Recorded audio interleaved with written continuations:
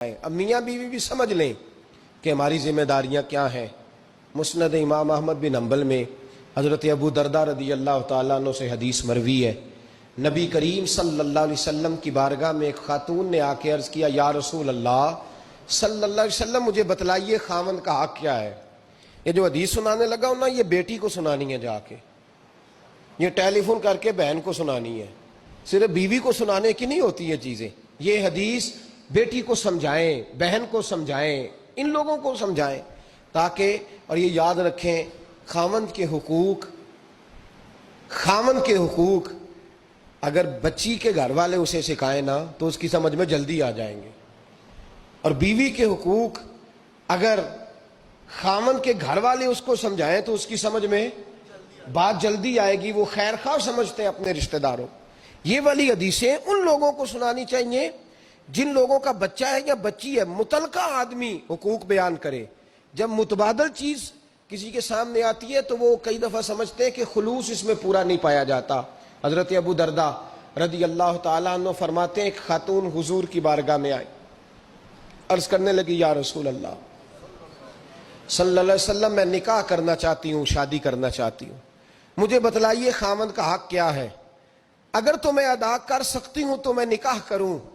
ورنہ میں اس کام سے بچوں۔ میرے نبی کریم علیہ الصلاۃ والسلام نے فرمایا، بی بی اگر خاوند کے ناک سے رینٹ نکلے، ریشہ نکلے، پیپ بہے اس کی ناک سے، اور بی بی اپنی زبان سے وہ صاف کر دے، تو پھر بھی اس کا حق ادا نہیں ہوتا۔ حضرت ابو درداء کہتے ہیں، آنکھ کھول کے اس عورت نے دیکھا تو میرے نبی پاک نے اگلے جملے ارشاد فرمائے، حضور نے فرمایا، تو ان باتوں میں حیرت کر رہی ہے، میں اگر خدا کے علاوہ کسی کو سجدے کا حکم دیتا تو میں عورت کو کہتا اپنے خاوند کو سجدہ کرے،